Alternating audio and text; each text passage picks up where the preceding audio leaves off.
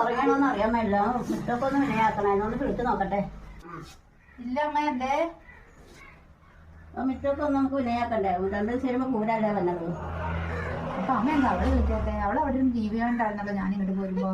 അവൾ T V കാണില്ല നോക്കുന്ന അവളെ വിളിക്കാതെ നിന്നെ വിളിക്കാൻ വന്നത്. ഓ ഉറങ്ങി കിടക്കണ എന്നെ വിളിക്കാൻ, ടി വി കണ്ടോണ്ടിരിക്കണ അവളെ വിളിക്കാൻ പാടില്ലല്ലേ?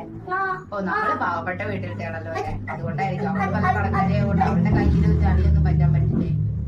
അവള് ടി വി കാണിയാണ്. ഞങ്ങൾക്ക് അങ്ങനെയൊന്നുമില്ല. അവള് ടി വി കാണാൻ കുറെ നാളെ അവളെ ആ സിനിമ കാണണമെന്ന് പറഞ്ഞിരിക്കാന്നുണ്ടായത്. ഞാൻ അവളോട് ഒന്നും പറയാതെ നിന്നെ വിളിച്ചത്.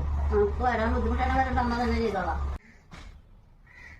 ഇനിയിപ്പൊ അങ്ങനെ പറഞ്ഞാൽ മതിയല്ലോ. ഞാൻ കാണണ്ട് ഇവിടെ നടക്കണ ഓരോ വേർതിരിവൊക്കെ. എന്റെ അടുത്ത് വരുമ്പോഴേക്കും ഇങ്ങനെ പാവം കളിച്ച് വന്ന് നിൽക്കും, അവളുടെ അടുത്ത് പോകുമ്പോഴേക്കും അങ്ങോട്ട് മാറുകയും ചെയ്യും.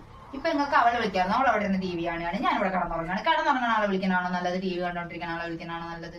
അവള് വീട്ടിലെ ജോലിയൊക്കെ ചെയ്തിട്ടാണ് ടി വി കാണാൻ കയറിയത്. അവൾക്ക് കുറെ നാളെ ആ സിനിമ കാണുമെന്ന് പറഞ്ഞ് അവള് പറയാൻ തുടങ്ങിയിട്ട്. അതിപ്പോ അവള് കണ്ടോട്ട് നോക്കിട്ട് ഞാൻ വിളിച്ചില്ല. നമുക്ക് വരാൻ ബുദ്ധിമുട്ടാണ്, ഞാൻ ചെയ്തോളാം. ഞാൻ കുട്ടിയുള്ളത് കൊണ്ടാണ് പണിയെടുക്കാൻ കൂടാത്തത്. ഉറങ്ങിയില്ലേ കുട്ടി? അവളെ ഉറങ്ങട്ടെ, ഞാൻ തന്നെ വരാം. 2 കുട്ടിയും കൂടി ഇരിക്കുന്നതല്ലോ, എന്നാ ഞാൻ എടുക്കട്ടെ. ആ തരാലോ, എന്നിപ്പോ എന്താ?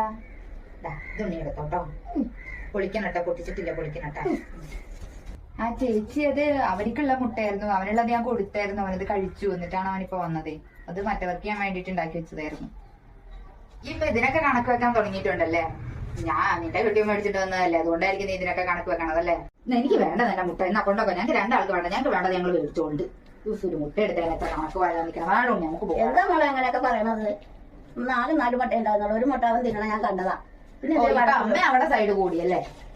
ഓ നമ്മള് പൈസ ഇല്ലാത്ത ആൾക്കാരല്ലേ, പൈസ ഉള്ളവരുടെ കൂടെയല്ലേ അല്ലെങ്കിൽ ആൾക്കാരൊക്കെ നിൽക്കുള്ളൂ. ഇതാ നിങ്ങളുടെ 2 മുട്ട പറയല്ലേ മോളെ, 2 പേരും എനിക്ക് ഒരുപോലെ അല്ലേ?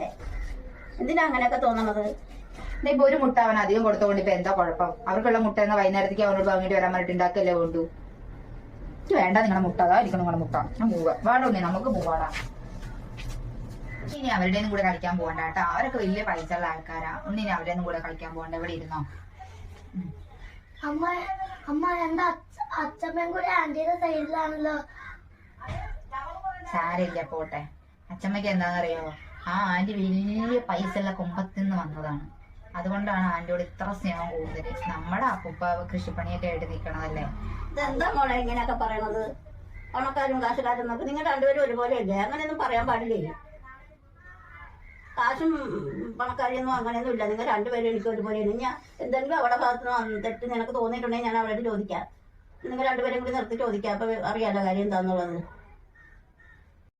വീഡിയോ ഇഷ്ടപ്പെട്ടാൽ സപ്പോർട്ട് ചെയ്യാൻ മറക്കല്ലേ.